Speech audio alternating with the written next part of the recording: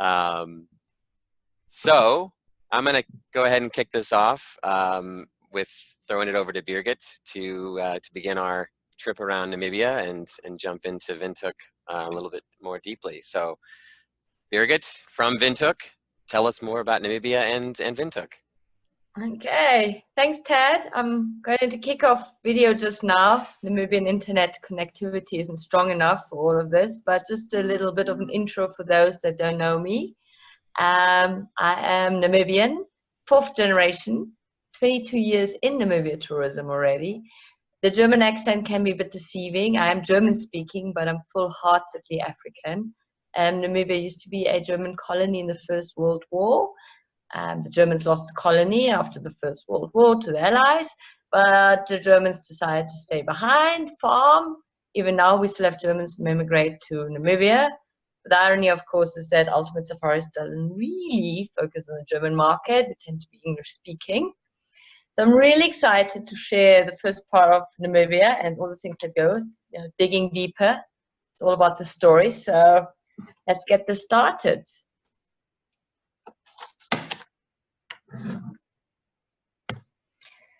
So I mentioned Namibia, it's not just about sand, even though my introduction is showing a sand landscape, which is the irony of it all. Oh, let me just see if this is working. Some facts about Namibia that a lot of people don't always know. It is a big country, even in comparison to the US or Australia, which are bigger than Namibia, but we are twice the size of California, 4 times the size of the UK, just a little bit bigger, smaller than British Columbia, I think by 100,000, no, not even like 50,000 square kilometers smaller, and larger than New South Wales. We guarantee you get away from everything. And to give you a little bit of a context, the Okavango Delta is 51 times smaller than the Namibia.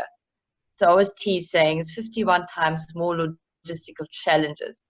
So especially when a lot of people are familiar with South Africa and Botswana, they always forget that in Namibia, the context and the challenges are all about distance. Hey, Birgit, sorry to jump in and interrupt you here, but it hasn't advanced to that first slide. Oh, it hasn't yet? No. Okay, let's see now. Okay. Thanks. I hope everybody can now see it.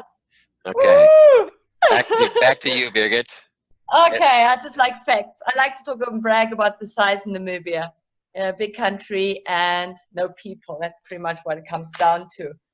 Which also means, because there's not a huge population encroachment, also not a lot of water, it does mean that we do have a very healthy wildlife population.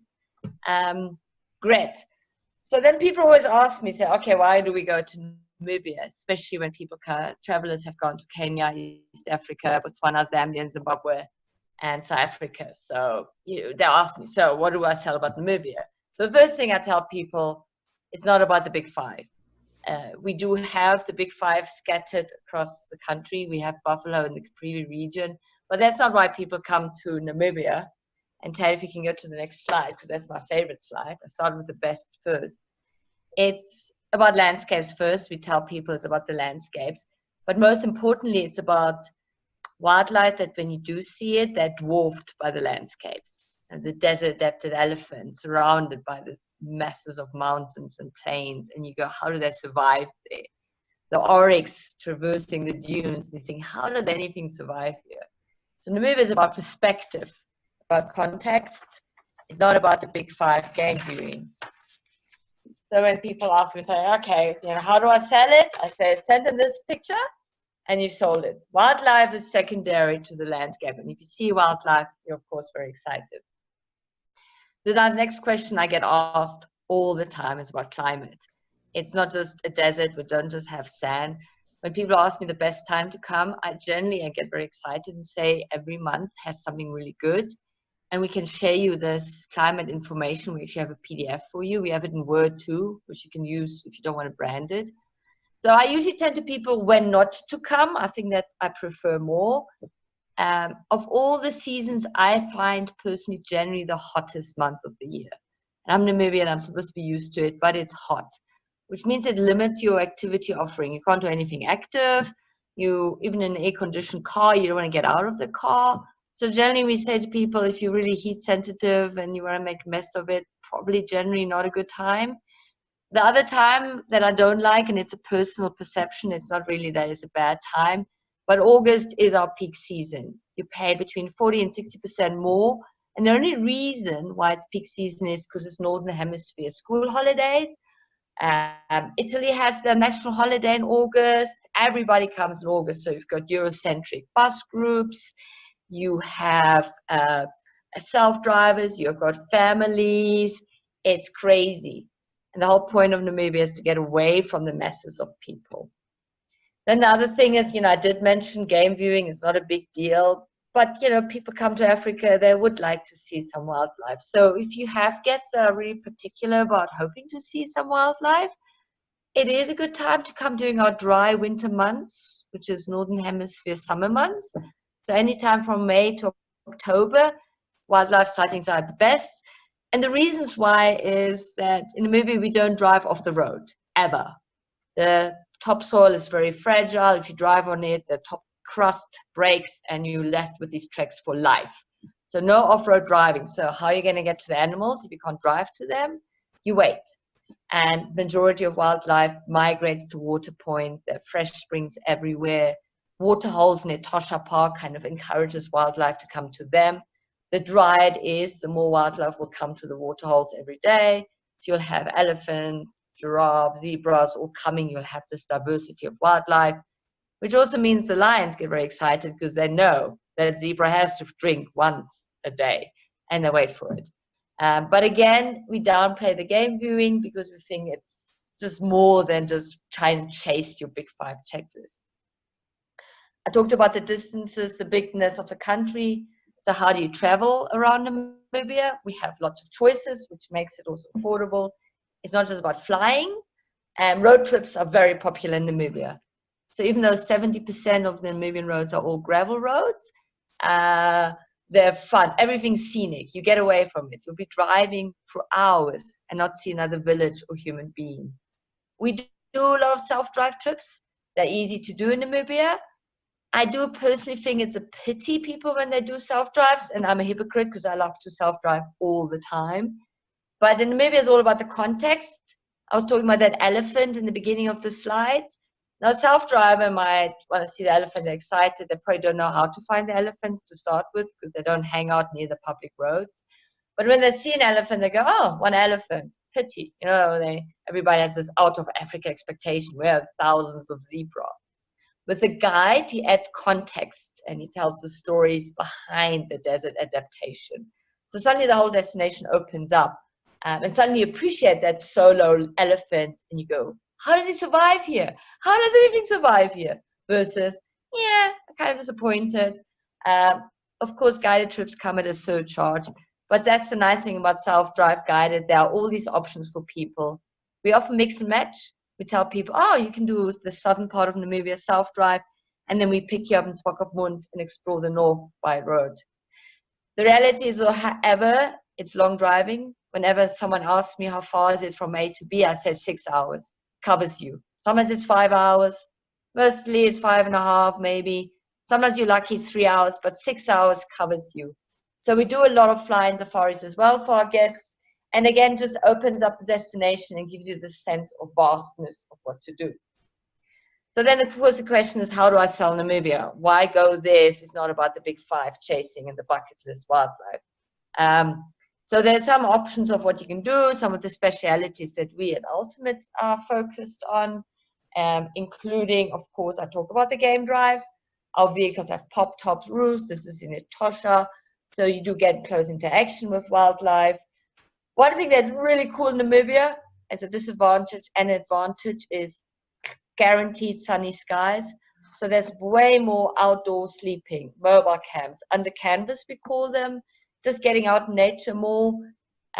There's less risk of predators coming into your camp as in maybe other areas. But what we're very excited about, of course, is our conservation travel. We have a growing population of black rhinos. We have the largest free roaming cheetah population in the world.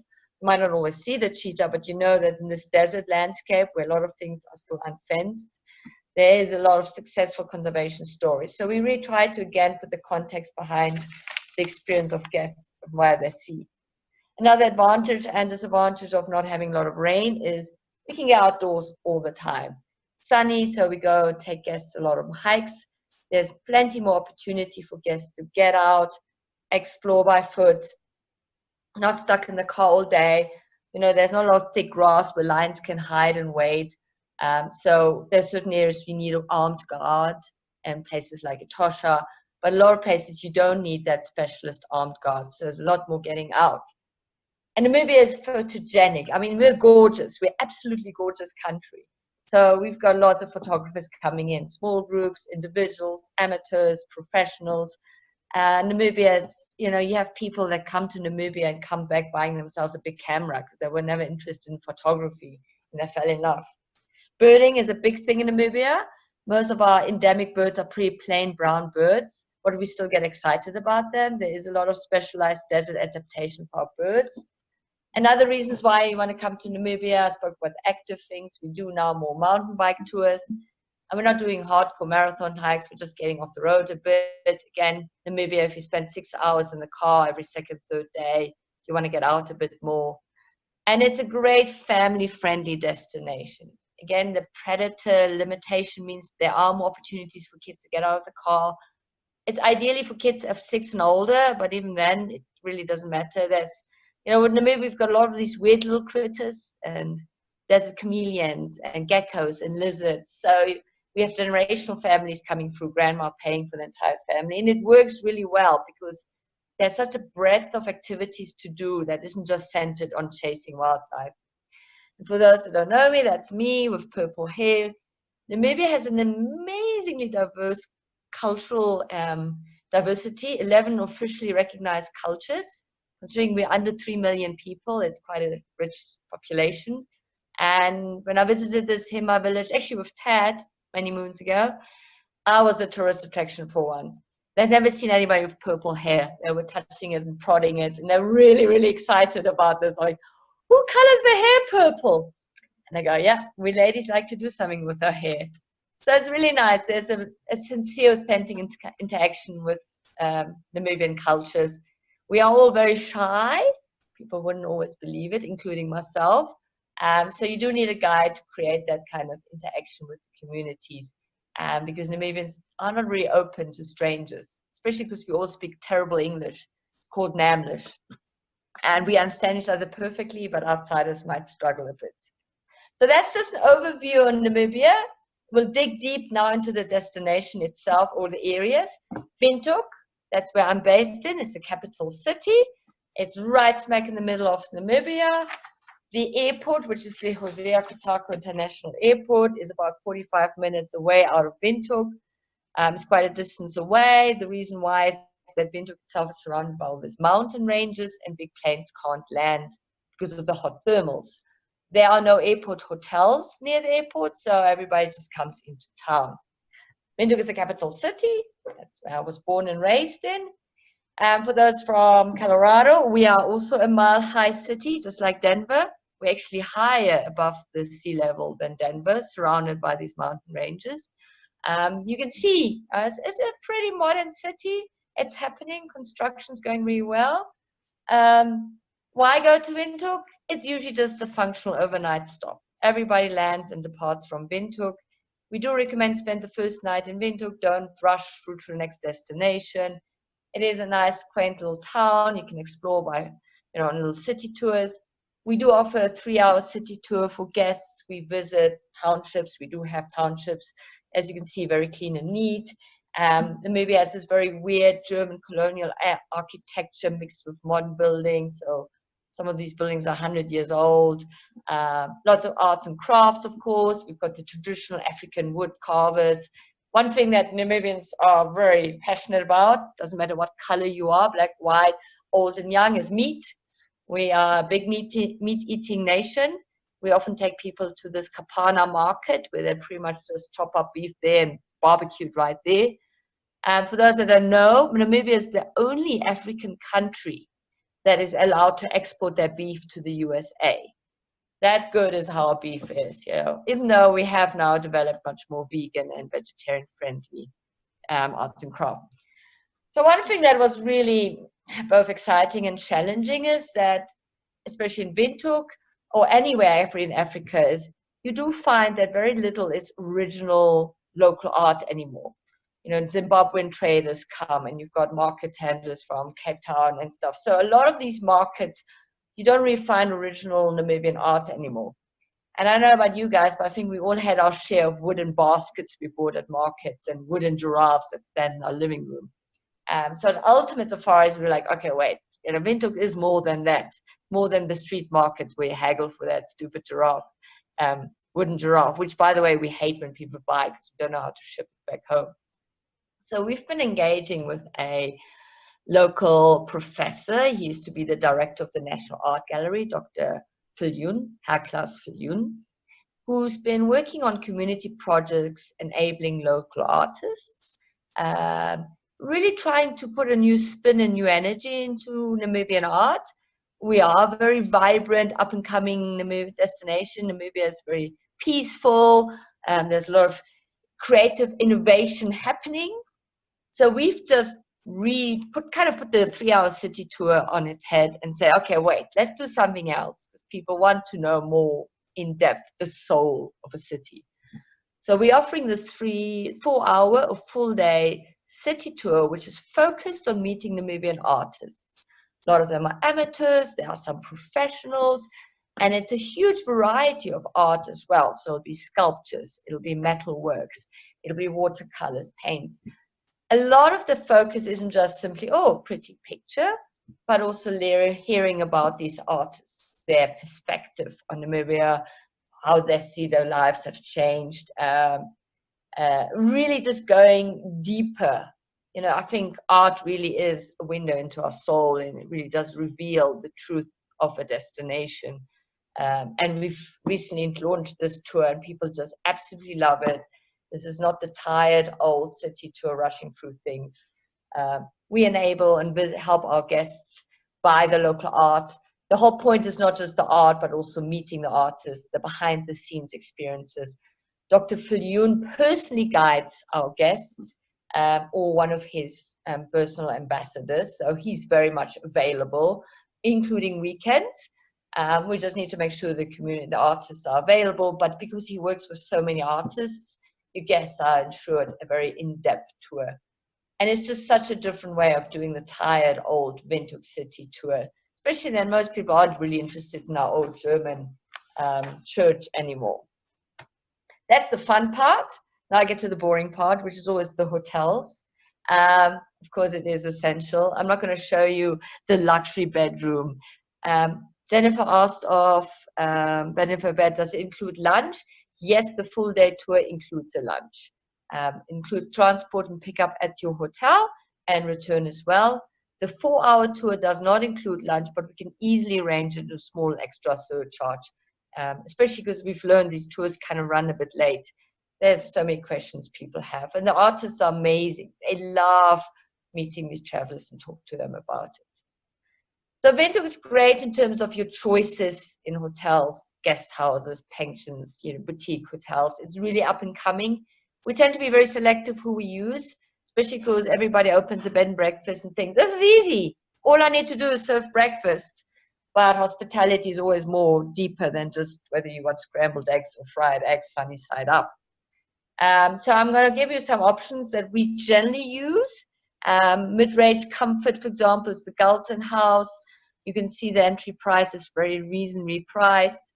Just a note on the guest houses that we use. They are all outside of Windhoek. I'm talking about the city center. So they're all 15 minutes drive from the city center. Staying inside the city center is actually very inspiring.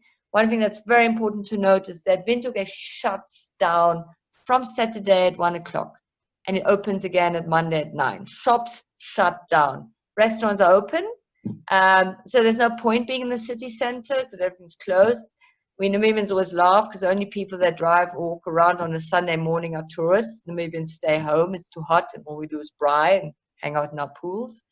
So the Galton House is a good from price. It offers dinner, facilities on site, very good reasonable entry, mid-range comfort. Another lodge or guest house that we often use is the Olive Grove, also very similarly priced. There are many other guest houses in that range we use, Villa Vista, Villa Violet. I'm not going to state each of them, but they're all extremely good value, all offer breakfast. Most of them offer dinner as well. So that's one thing we book a lot. And they're all about 15 minutes from the city center, and they usually offer shuttle service as well. Just recently opened is another mid-range boutique hotel. We call it mid-range boutique. It's called Autobahn. We literally visited them last week. What I do like about this hotel, boutique hotels, the rooms are stunning. It's great value for money. But they also have 3 different restaurants on site. They have a hairdresser and a wellness spa. And we have seen, Namibia, it's a rough destination to explore. And sometimes you feel a little bit uncivilized. And at the end of your tour, actually guests enjoy having their hair done and just getting like resettled into the reality of their lives. It's a larger hotel with 41 rooms, but I think it works really well for your smaller groups where on-site facilities are available, but you're not stuck in the city center. But then a personal favorite of ours is Olive Exclusive. A lot of you are using it. It's probably still the best boutique hotel, small and personal. Each room is individually designed according to the landscapes of Namibia. So you'll have Erongo region and Sossusvlei region, an excellent on-site dining restaurant for dinner and breakfast. Beautiful location. Again, located in the suburbs, 15 minutes from town. And by the way, we don't encourage people to walk in Windhoek ever. It's a safe city generally, but at night there is a risk of mugging. During the day, it's just too hot. A lot of people are wondering about it. We say, take the shuttle and the hotel bus to the city center. There you can go walk around and shop. That's not a problem. But you generally don't walk at night in the suburbs. It's something I wouldn't even do. And it's not to scare people off that Windhoek is dangerous or something like that. Strangely enough, Namibians don't have a very strong walking culture, even though we don't have any good public transport. Namibians all have their own cars or take taxis, so no one walks anywhere. And I think it has to do with the heat. So again, when we see people walking around Namibia, Jennifer asked, do all the BBs have shuttles and how often? Yes, they do. They usually just have a little car and they take you on request. Otherwise, they have reliable taxi services that they use. So it's not like a hotel where they leave on the hour every hour. If you want to go to town in 10 minutes, they say, shop. I'll get you a cab or the shuttle will take you. So it's usually very easy to get into town.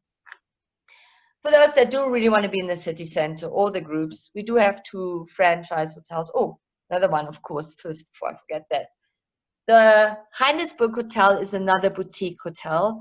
It is gorgeous. The location on top of this hill is great for sundowners. It can be a little stiff for some. Namibia is a very informal destination to visit. Dining involves the waiters with white gloves bringing you a meal around the silver bell. So it's a little bit pompous and really a bit out there. It does offer good value and gorgeous rooms, and the views are definitely stunning.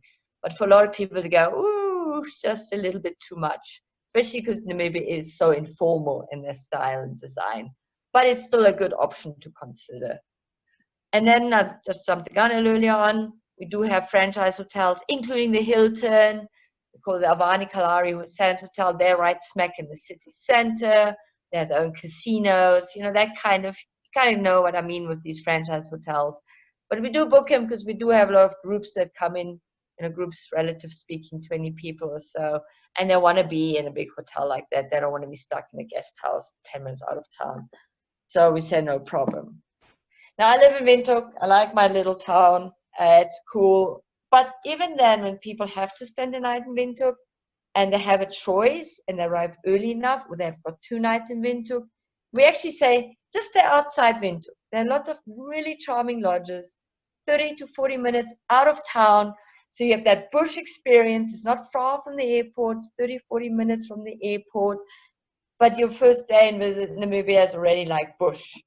The Zanya collection recently opened the Omanda Lodge. It's a contact for Angelina Jolie, who told the owner of Zanya that Namibia is a great destination to invest in. And thus Zanya just opened their first lodge in Africa, which happens to be Namibia. It's your typical bushveld lodge experience, a lot of emphasis on the tangibles experience, and reasonably close enough to town. They're busy rehabilitating the wildlife. It's a little bit skittish at the moment. I was there last weekend again. And with time, it'll settle in.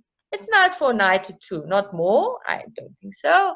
You know, for me, it's always about get out into the true wilderness. But this is definitely a good option. Another favorite of mine is the Autobahn Lodge. It was a family farm. They've converted 4 villas, probably one of the most beautiful villas you can get in Namibia, and very family friendly. They do fat biking and guided walks and nature drives. And it's this bit of a Kalahari bushveld. Again, an hour out of Windhoek, 40 minutes from the Windhoek airport. This lodge you actually want to spend 2-3 nights. It is actually one of those few places where you can actually spend a lot of time just outside Windhoek. Great food. They've got a little sauna and wellness there. So again, if you guests have that opportunity, don't send them for 2 nights to Windhoek. You know, get them out into the bush. And then another favorite that's always worked very well, very affordable, 40 minutes out of Windhoek, is Nankuse. They're very famous for the whole Angelina Jolie connection. The Shiloh Pitt Foundation is invested in a research center there. They are an animal welfare center, so you'll see a lot of baboons kind of in captivity in large enclosures. It's not for everybody's taste because, you know, we tend to get sensitive about wildlife being out there. But again, Namibia has a very good no touching of predators. There's no walking with lions or anything like that. So even Nankuse has a good reputation for integrity in their welfare animals. But it's a beautiful lodge as well to visit. And then on the most affordable mid-range comfort, I guess, even though it's quite glorious still, is the Gogoganas Lodge. They have a spa. They have black and white rhinos on the reserve. They also do guided walks and mountain biking. And the wildlife is quite used to the people there now. And, you know, this one sometimes has weekenders, a lot of Namibians going there for a weekend. But again, such great options of anything that's just 30 minutes out of town. So if you have a choice of being in Windhoek or being out of town, we tend to encourage people to go there. And that's a little bit overview of Windhoek, where everything starts, where everything ends. A lot of people try to either stay too long in Windhoek or don't know what to do. This is the ultimate tribe, part of us, before Bri, of course. I should have taken actually a picture of Happiness. Maybe I'll email it to everybody.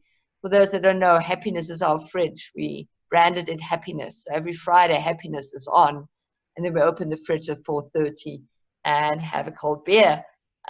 We're based in Windhoek. We run all the operations in Windhoek, meet all our guests in the Windhoek airport. It's centrally based. It's very convenient. We can meet your guests at the Windhoek hotels. And this is it. Short and punchy on Namibia overview and Windhoek before we continue the rest of the series with the next ones, which is probably going to be Okundjima, Central Highlands, moving up to Tosha, snapshots into Damraland, Skeleton Coast, where there's really a lot happening. Who's that little puppy in the office? Chris, someone brought it actually that day. We actually don't know whose puppy it is, but I was playing with it. Well spotted, Chris. Well spotted. Yeah, so Thanks. this is it, short and sweet. Thanks, Birgit. Yeah. Just 2 questions. One revolving around family travel. You mentioned how welcoming Namibians are, and I can say firsthand, my wife, daughter, and I were in Namibia in April, and Grace is 4 years old, actually turned 4 in Swakopmund, and had a fantastic time in Namibia, particular in Swakopmund and the Living Desert Tour, which you had mentioned. But just as far as the malarial situation in Namibia, which is oftentimes a big question for family travelers, can you just give us a little bit of detail on what the status is and what you need to prepare for? On malaria, I mean, our advantages are very low rainfall and very low population density. And that has made it really difficult for malaria to, really carry far. We say it's low risk. Most of the time when families come, it is the family holiday time, which is our driest time. Oh, and mosquitoes don't like getting cold.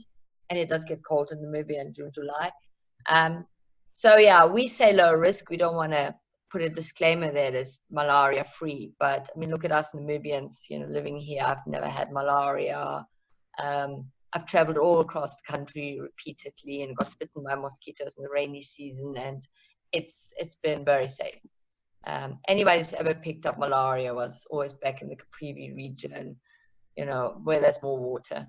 But 80% of our guests don't go there. They tend to focus on our desert landscapes.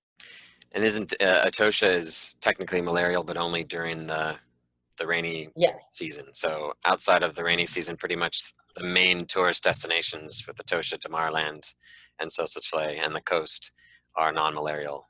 Yes. Yeah. Yes. Like I said, I can say firsthand, a great family destination.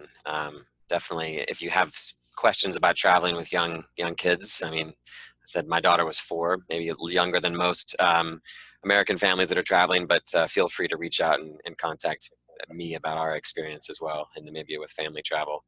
And then just a question about regional flights and connections into Windhoek, in terms of combining that with South Africa or Botswana, Victoria Falls. Can you talk a little bit about the connectivity in the region? Okay, so I mean, it's good that you brought this up. So we have a lot of direct flights, first of all, coming into Namibia now with Qatar, Ethiopian, KLM. I think 3 airlines out of Germany alone, plus lots still connecting with SAA, British Airways via Heathrow or to Johannesburg, to Cape Town. We have daily flights coming from Cape Town, Johannesburg to Namibia. So connectivity is so good that our airport actually can't cope at the moment. So heads up, because we've been dealing with a lot of complaints. Long lines at customs, long lines waiting for your luggage to arrive. We literally have 2 luggage belts, which we found 2 years ago when we didn't have so many people coming into the country, which is another reason why you want the night in Windhoek, so you don't stress when you sit and wait for your luggage to arrive. The airport plans are in motion for expanding the airport, but as you know, this takes time. As for Vic Falls, Botswana, that's more difficult. There are no direct flights to Maun. There are flights going via Gaborone, and you can connect from there with Airbots to Maun. There are flights going into Victoria Falls. To be honest, they haven't been the most reliable in the last 3 months, and I should always be pro our national airline, but they've been doing some issues. So international connectivity, perfect. Regional is a little bit more challenging. So to be really honest, tell your guests, and I know everybody wants to put everything in one destination. Oh, I'll just mix up and Botswana and Namibia in one destination. Yeah, it's fine, but most of the time now you have to fly via Johannesburg. So give yourself the time for Namibia. Give yourself the time for Botswana. Give yourself the time for Zimbabwe. Each destination deserves its full attention. But we do multi-country hops all the time. It's just currently regional flight connectivity isn't as good as it should be. Gotcha. Thank you for that. That helps a lot, the overview there. No other questions, it appears, at the moment. So I think you're able to start or continue your evening, Birgit, on that side. I'm not sure I properly introduced myself at the beginning. For those of you that don't know me, I'm Tad Bradley with the Kusini Collection, and we are the North American reps for Ultimate Safaris, and I am based in Seattle, and I have colleagues, Gretchen Healy, based in Denver. So some of you may know her in the Denver area, and Sonia Bradley. Although we share a last name, we're not related. Sonia is based back on the East Coast in Stowe, Vermont, and all 3 of us have spent a fair bit of time in Namibia, multiple trips for each of us. So if the Africans are sleeping on that side, you can always come through to any of us with questions about the destination, or if you want to brainstorm itinerary ideas and what have you. And as I said, I've been there with my family as well, so can talk family travel. And as we've mentioned, this is just the first of a series of webinars on various parts of Namibia. So I hope this was helpful and interesting, but it's just the beginning. So stay tuned for details on the future webinars that will focus on other parts of the destination, as Birgit mentioned. So, yes, and I do have to say this, Tad really does know Namibia, so I completely trust him, because I tend to be like very particular about this, but yeah. Thank you, Birgit. Your next, I'll send you the check for the beer the bribe there. No, that's very kind. But this will Thank you, also be everybody, sent for out, your time. as a recording. So I'll send my contact details and Birgit's in a follow-up with a link to the recording of this if you missed anything or you want to share it with colleagues. So thanks for all of your time and attention, and hope you have a great rest of the day. Thanks, Thank Birgit. you. Cheers. Thank you. All right, everyone. Bye. Have a good day. Take care. Bye-bye.